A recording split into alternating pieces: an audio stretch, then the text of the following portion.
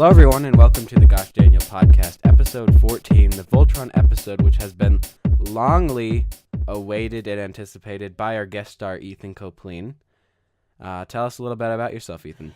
My name is Ethan Copeland. I've been really good friends with Daniel and Bob for a very long time, and yeah, huge fan of Voltron. All right, yes. So, Voltron. When we mean Voltron, we are more specifically talking about the new Netflix show, which has 2 seasons. It's called Voltron Legendary Defender. If you'll remember from our cartoon episode, I gushed about it a little bit, but this is one of Ethan and I's favorite shows, I would say, of all time. What would you say, Ethan? Yeah, probably, especially, when it comes to cartoons or actually anything. It is, one of my top 10s. Actually, more like top 2s.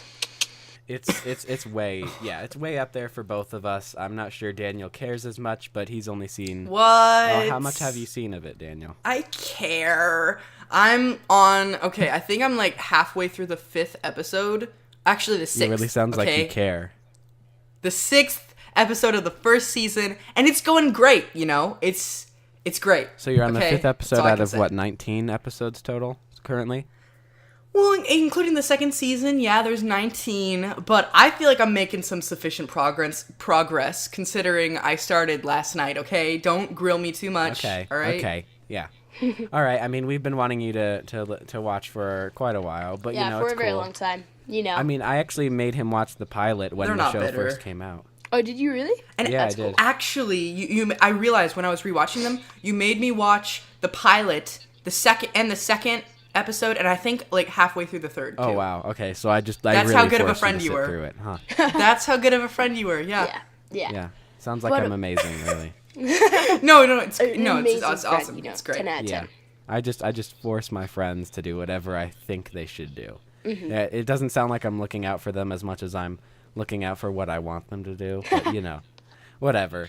And maybe we'll have an episode on friendship in the future where Bob learns how to deal with his friends. That sounds great. I think we'll need all of our previous guest stars to, maybe it'll just be the intervention episode. And let's do it. Maybe if we hit 25 episodes, we'll have back all our guests. We will have a lot of guests. Oh my god! What's horrible is that not only am I going to have to sit for this intervention, but then I'm going to have to edit all of those tracks, then render it, and then upload it for all of the same people to listen back to the intervention. That's painful. That is painful. We'll figure it out. Don't worry, we'll figure it out. If we make $5 a month on the Patreon, how about that? Oh, okay, that's better. We'll figure it out. But Voltron, as of now, this episode, right? Yes. We're focusing on Voltrons. But one cool thing about Voltron is there's an original series in the 80s, and I think me and Reese both watched that when we were little and absolutely loved it. Am I correct?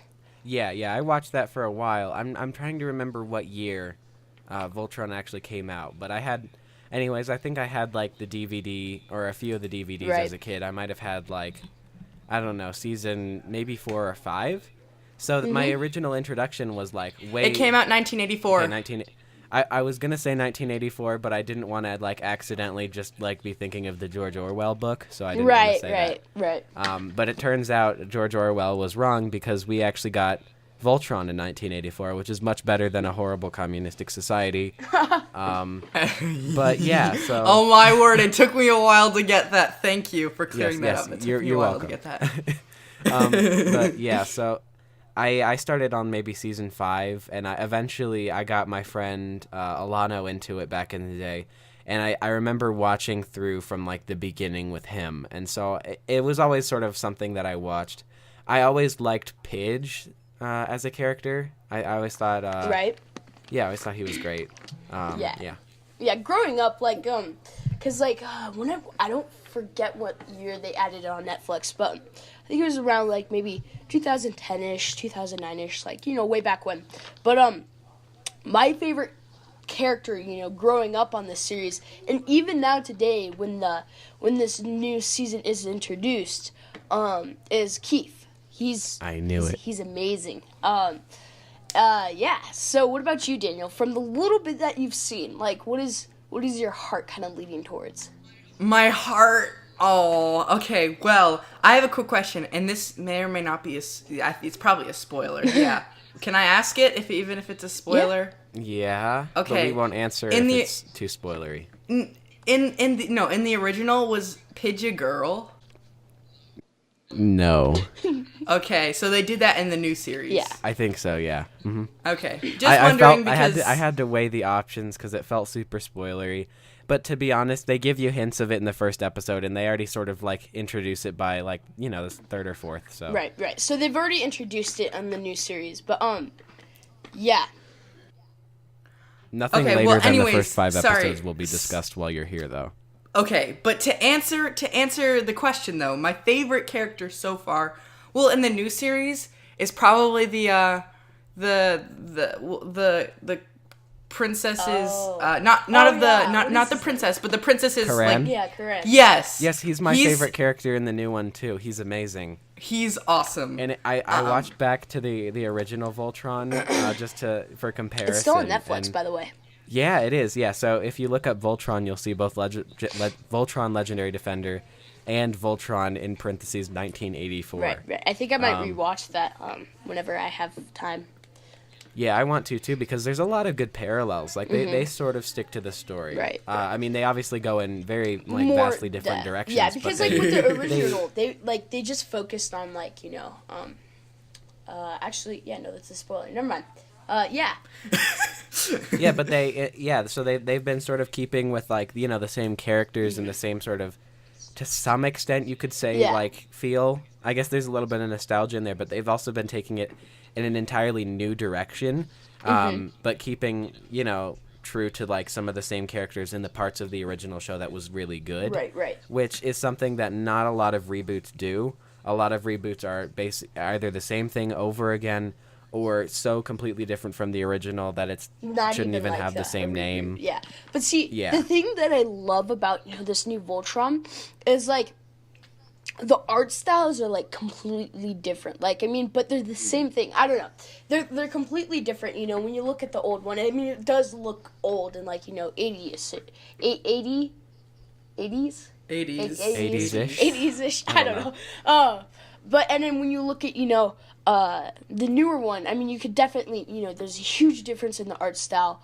Well, that's just kind of how it progresses. Cartoons have evolved from this style to this new almost anime style, I guess. Well, no, I mean that's the thing is that the original Voltron, from my understanding, was originally an anime. Yeah, it was very that was anime-ish. Adapted into an American show. Mm-hmm. Okay, that's cool. But so it was originally sort of anime. It actually sort of, if anybody remembers Speedrunner, it sort of had that look. Right. Yeah. I don't know what Speedrunner is. Okay, never mind. But that was a show that got a reboot in the form of a movie that was awful. Oh my word! But I watched that a lot as a kid. Did the reboot movie have John Goodman in it? I think it was in 2008, but yeah. I'm sorry, I'm Googling it because I think I saw it and I absolutely hated it and I didn't know what it was. It was bad, but I think the original show was fine. But anyways, that's aside from the point.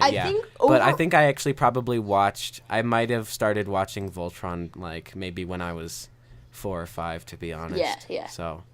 Yeah. I don't know. Before Ethan was born. I don't know about that, but yeah. I know. But I think Voltron is, so far, in my opinion, one of the best reboots there has been yet.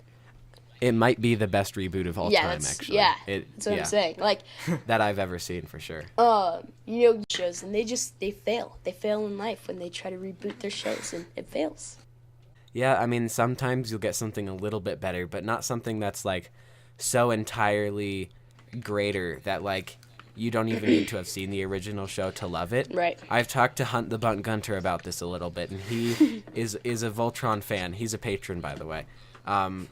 For those of you who don't listen very often, yes, Hunt the Bunt Gunter. But he is one of our patrons, and he's really cool. And anyways, we talked to him quite a bit, and so.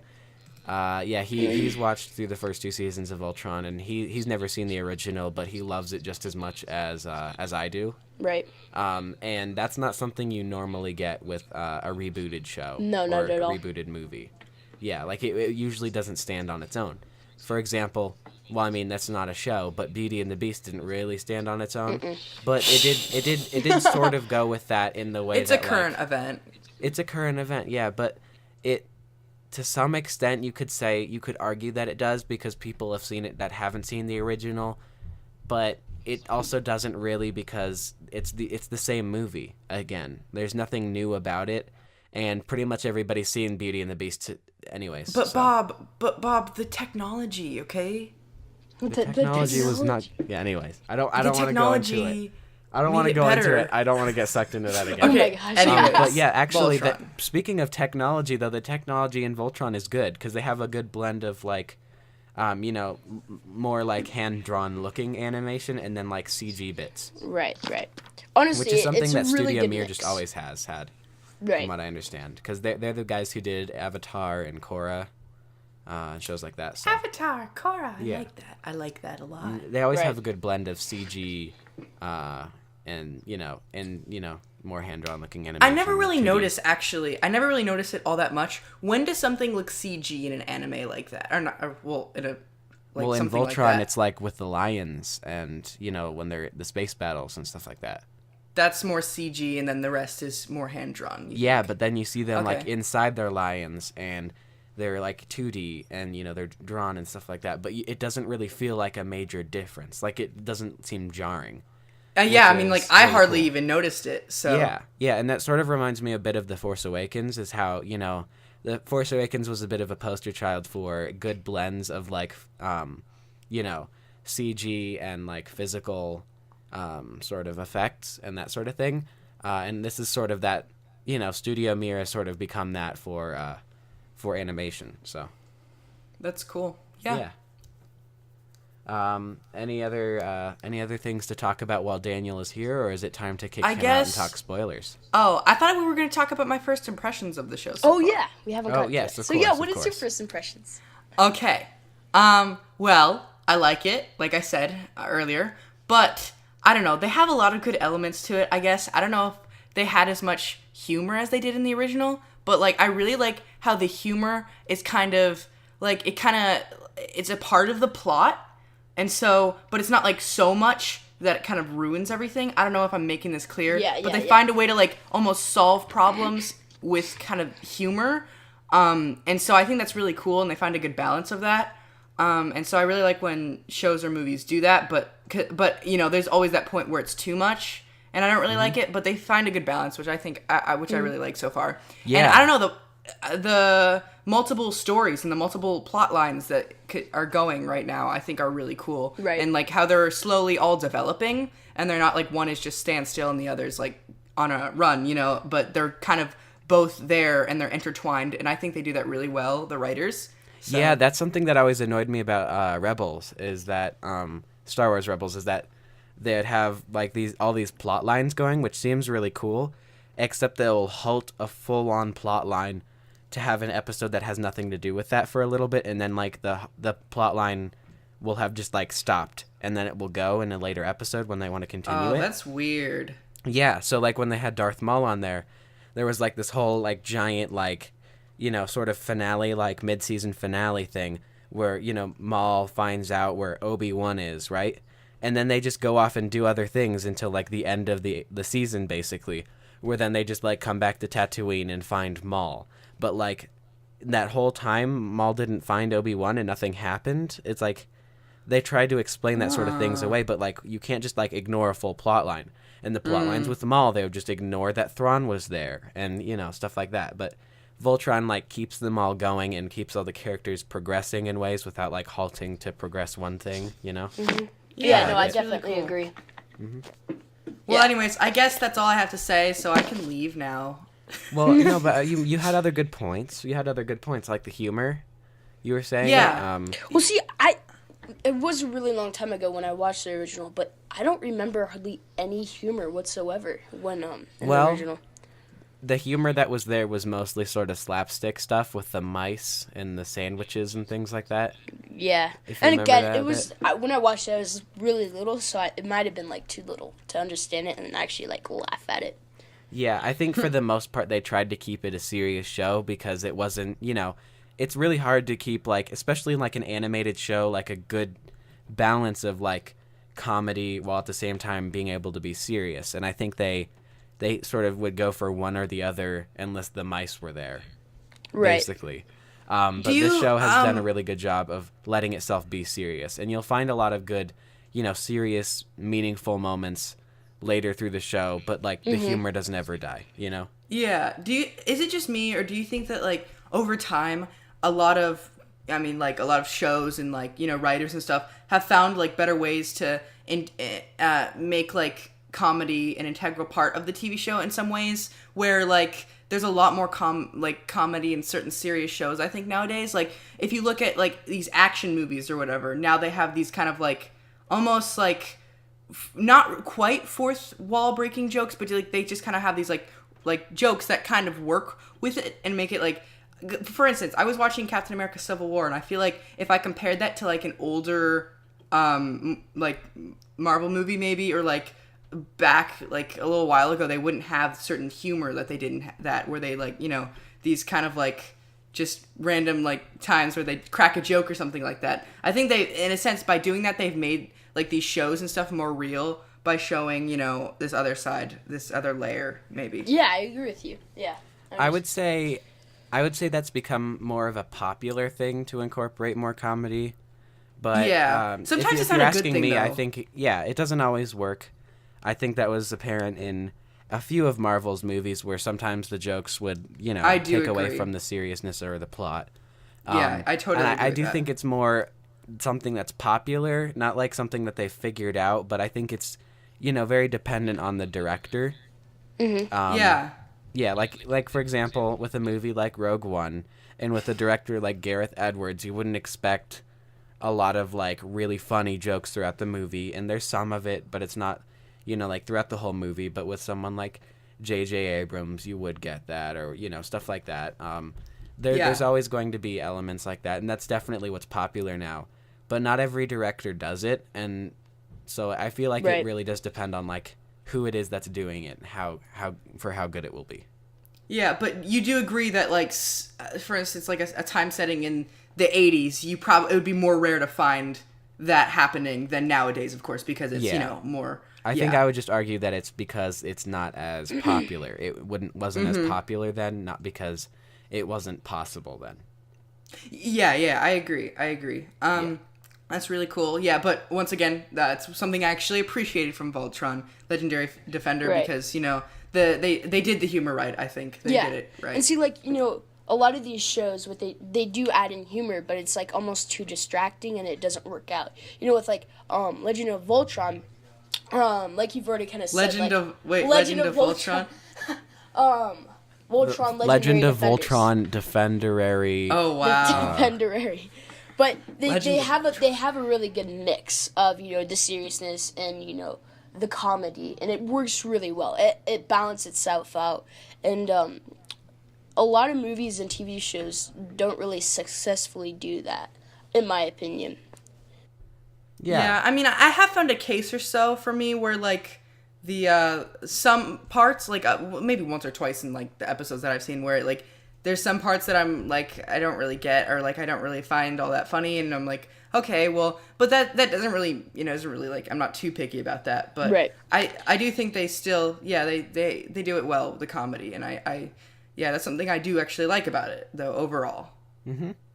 Yeah, that's valid. I really do think that, I don't know, like, you see attempts at it so much that when you finally see a movie that's, like, or a show that has that, like, where it's really done well, it just, it feels that much better, like, a lot of times today, like, all people need to do is just, like, give, something that people can't just complain about, and then it's really good. Like, I don't know how to say it other than that, like, all people really need to do to make a good show is just have nothing wrong with it more than they need to have something right with it. So sometimes there'll be shows that, like, people will really like just because there's nothing, like, wrong with it. So, but yeah, I feel Voltron has nothing wrong with it, but also, like, has taken the time to develop something that's, like, really good. not just because there's nothing wrong with it. That's sort of, to be honest, that's how I felt with Arrival. Like, I didn't love Arrival, but I felt like there was nothing wrong with it, so it was a good movie. Like, there was nothing I could really say I hated or didn't like about it. I thought it was just well done. But all you have to do nowadays is make something mediocre, and it'll be amazing. Because the rest, the reason why people don't like things is because it's below mediocre. And so just make something. Yeah, just make something par, and people will like it. But like, when a storyteller goes to the length and effort to make something, you know, way above par, and you can tell that they've developed this for years, and you know that the story and how they are delivering it matters more to them than like just the fact that they could probably make it popular easier without as much work is really something interesting to me. And I feel like every show that they've come out with has been like that. But yeah. Yeah, no, I agree with that. All right. I think halfway through the episode, it's probably time to start talking spoilers. So, Daniel, you might want to sign off here. Fine. Sorry. Unless, you want the whole show to be ruined. If you want the whole show to be ruined and there to be literally no emotional investment at all for, the rest of the show. You can stick around. So, you're saying there's going to be a time in the Gosh Daniel podcast where Daniel isn't there. It'll become the Gosh Ethan podcast for the next 20 minutes. Oh, wow. Okay, I'm handing off the mantle to you. Oh, thanks, man. Appreciate it. Don't embarrass the brand, all right? I'll try not to. But you know what? Just because it's in your name, I might think about it. All right. Well, you guys have fun then. I guess I'll leave. Okay. Yeah. Bye. Just let yourself out. That's all right. Don't forget to follow. Oh wait, we're not doing that. No, you can do that. Okay. No, that's cool. You can do that now. It's fine. No, it's fine. No? It's fine. I don't want to. Okay. All right. That's all right. Well, bye there then, Daniel. See you, listeners, and see you guys. Have fun without me. Oh, that's it's a sort of depressing way to say goodbye, just but it was needed. I don't want to spoil the show for Daniel, and just so Daniel knows, I can still see that he's there. He's still here, just like listening in. Trying to get some spoilers. He should go. Goodbye. Go away. All right, cool. All right. Bye. Okay, so I have a couple of questions for you, Reese. All right, just so we know, it's the official spoiler section, so if you have not seen both seasons of the show, please turn off now. So basically, the only person that would continue listening at this point is Hunt the Bunt Gunter Schmunter. Mm-hmm. Yep. All right, so so jumping right to season 2, the final episode. So, in the final episode, it was mainly a fight between King Zarkon and the Paladins, mainly the Black Paladin. See, what's happening with the Black Paladin is that he's kind of having like a mental game, so to speak, with King Zarkon. I believe I'm correct on that. Yeah. So Zarkon, you find out throughout season 2, was or maybe even before that, was like the original like Black Paladin. Yeah. So what that means is that he piloted the Black Lion of Voltron. So therefore, he has an extremely strong connection with the Black Lion, stronger than Shiro's connection with the Black Lion. And so, what you kind of see throughout this series is, King Zarkon trying to gain control over the Black Lion. Mm-hmm. Trying to take him from Shiro, basically. Right.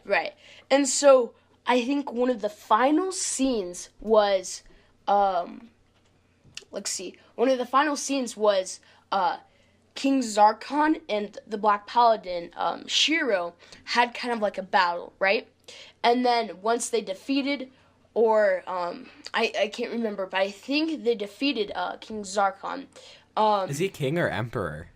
I believe he's king. Okay, all right. Because I think that's how they address him in the series. Right. And so King Zarkon. So basically, he got killed, or he is dying now. He got wounded somehow. And when all the other paladins went to go see Shiro, and his lion, he wasn't there. And then they ended the series, or they ended this season. So, what do you think happened to Shiro? To be honest, I feel like I have a few different theories, but my guess is that when because they were both black paladins, I feel like there can only be one paladin at a time or none. So I feel like to some extent for the Black Lion to be able to respond to both of them, they had to be sort of linked, is sort of how I see it. So I feel like when Zarkon died, Shiro basically had to go too, to some extent. So I don't know. Yeah, maybe I feel like he's like either that or he became part of the lion, but I doubt that. That makes sense. Either that or he's kind of scattered in his own mind type of a thing, or even almost kind of a spiritual realm. I don't know, but when you he could be trapped in Zarkon's mind, but then Zarkon died. So yeah, I feel like they confirmed Zarkon was died. I feel like they can confirm that Zarkon died in the last scene, but right. But then when you look at the original series, Shiro wasn't a thing. Shiro never existed. The actual leader of the Paladins was Keith. Now, but he was only leader after a while, right? I feel like in the first few episodes there was some other dude, but maybe he died before they found Voltron. I don't know, maybe. I don't remember that well. But when you look at the last couple of episodes of the season, Shiro was really pushing, if I ever die, you're going to become the leader because I trust you, and so on and so on. And so I feel like that was really hinting that Shiro, that they were going to kill or, kind of get rid of Shiro in a sense, to the point where he's still there, but he's not the leader. So Keith kind of steps in. But what's going to happen? Is... My real question is, is Keith going to pilot the Black Lion, or is he going to stick with the Red Lion and somebody else will pilot the Black Lion but not be the leader?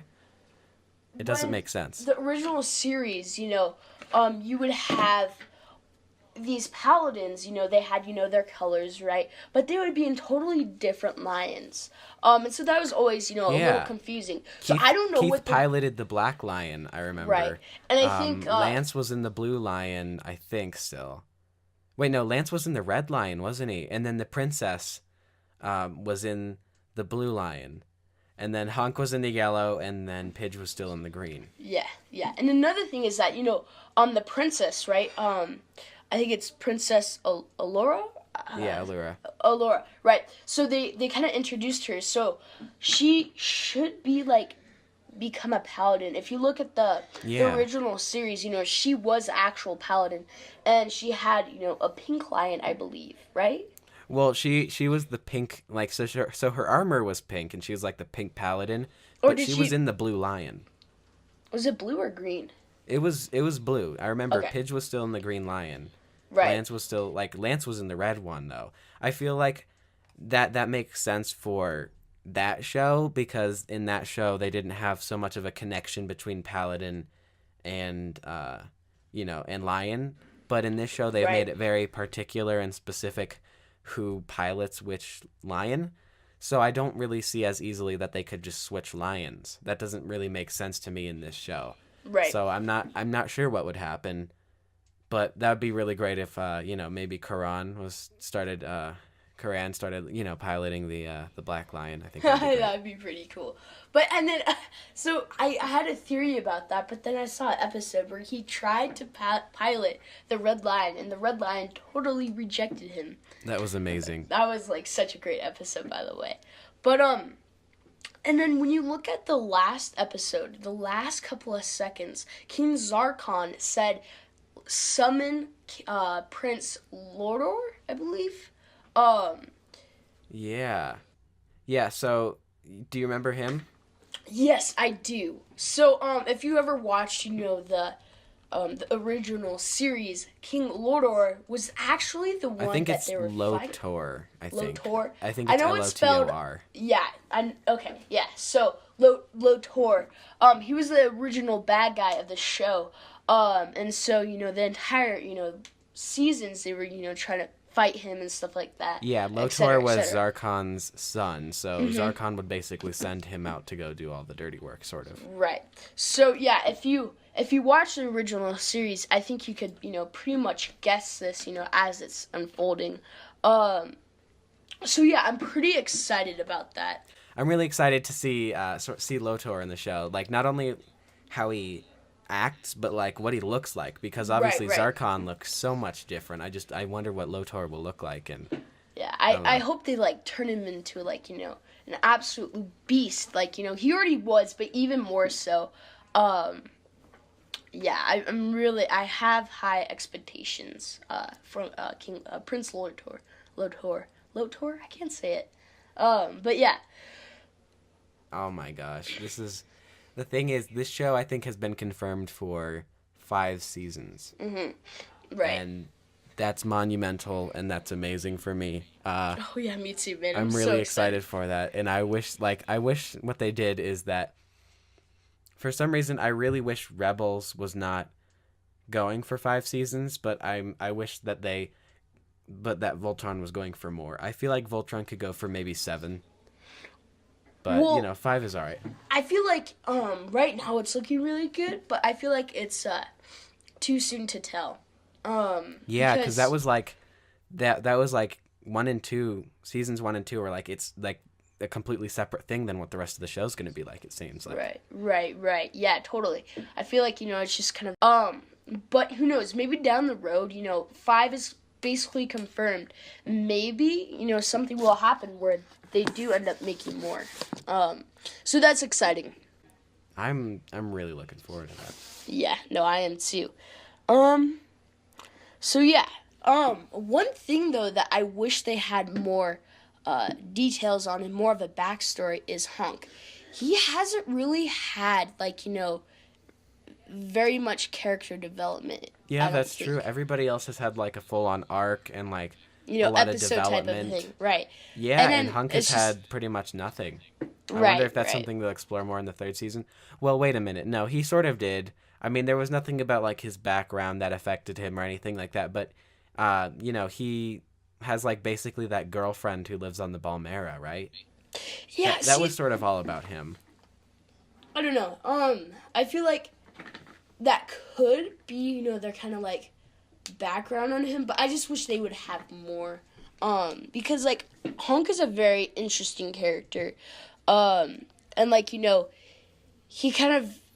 could be a lot more than what he is right now. And I hope that, Definitely. they explore that more in the upcoming seasons for sure. I think he's probably so far been the weakest character of all of them, Mm-hmm. and that he seems more stereotypical than the rest of them, that doesn't seem like he has as much depth. Right. But that's obviously because they haven't really explored much of his character. Right.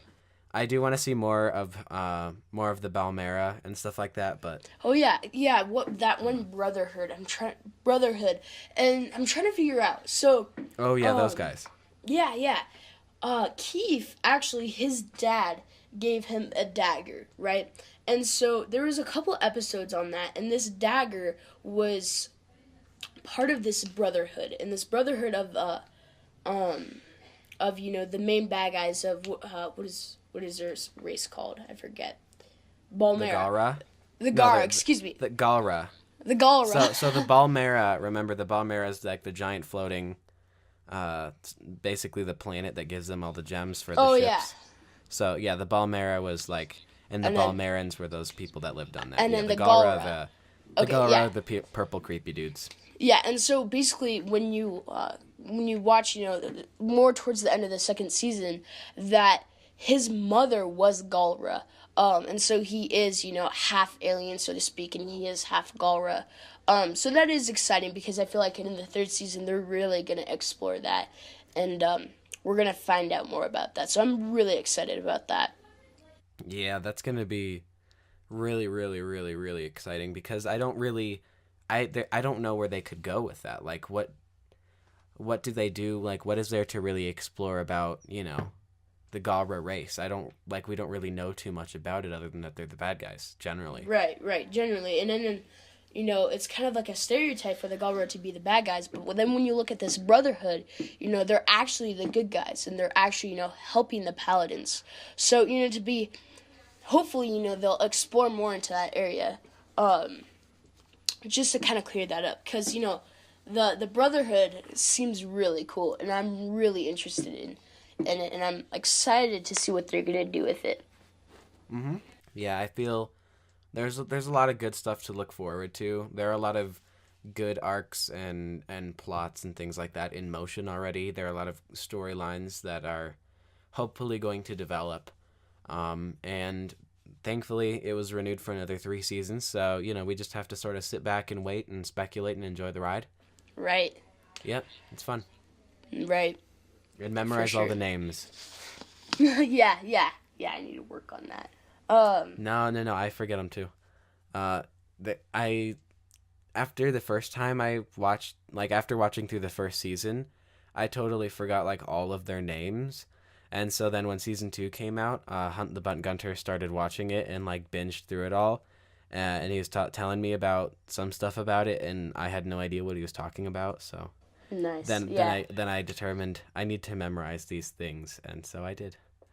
So I don't know. I'm looking forward to it. Yeah. I think it's going to be really exciting. Mm-hmm. Hopefully it's not going to be one of those, TV series where it's just kind of slowly dies off. Hopefully it's going to, get better and better, stay strong. Yeah, it's been doing really well, but it is always hard to know, especially after in a 5-part series when they have, the first 2 books or the first 2 books or the first 2 seasons, all that sort of stuff. They're usually a lot different, right, than the last 3, and then it goes completely insane. So I'm curious to see what happens with the tone. I wonder how much it'll change. Right. I think season 2 had a lot of change, but it still felt like the same show somehow. So I feel like it's all good. Yeah. Maybe it's time to start wrapping up, I guess. Yeah. There wasn't really too much to talk about. Not a whole lot. 40 minutes later, I say. But yeah, there's a lot of it is just speculation from here on out. Right. And it's a really good show. And if you haven't watched it, watch it. And I'm sorry for ruining the show for you. But yeah. Yeah. I think out of a rating, though, out of 1 to 10, I think it's for sure a 10 out of 10. No. This is the Gosh Daniel podcast. It's 1 out of 18 Lego pigs. Excuse me. Out of 18 Lego pigs, how many would you give the show? Probably 18 Lego pigs. Nice. Me too. All right. We needed to make sure it was in that, so it was in proper Gosh Daniel format. We don't want Daniel getting mad at us, Yeah. All right. Let's finish it off. You can find us, or at least you can find me and Daniel. Ethan is actually, we're excited to announce right now in the middle of the show spontaneously that Ethan is sort of part of the Gosh Daniel sort of, I guess, brotherhood, would you say? Yeah. Just a bit. Yeah, you'll probably hear a lot more of him in the coming days, months, years. He's really good, and he knows his stuff, and it's a lot of fun to have him on here. So yeah, we'll probably have a lot more Ethan in the future. He's not only listener of the month, but he is guest of the week. Okay. I'll work on that. So you can find us on Twitter at GoshDanielPod, which is usually just if you want to get a notification as soon as we uploaded them onto YouTube. Right. If that matters to you. But we'll be a bit more active on there as soon as we have more followers. Patreon, www.patreon.com/GoshDaniel. We're on Twitter. Wait, I already said that. Sorry. We're on Stitcher and iTunes. If you're on YouTube, if you're on iTunes, we're on Stitcher and YouTube. And if you're on Stitcher, you're doing it wrong. Our new listener of the month. Let me think of one real quick. You know what? Let's go with Hunt the Bunt Gunter, because this is the Voltron episode. Yep. Represent. Yeah, Hunt the Bunt Gunter, listener of the month, and possibly even patron of the month. He is a patron, as well as Myron Smith. They both give a whopping $1 to the Patreon, and it really does help us out because we're broke. Thank you very much, guys, and we'll see you in the next one. All right, see you guys later. Goodbye. All right, bye.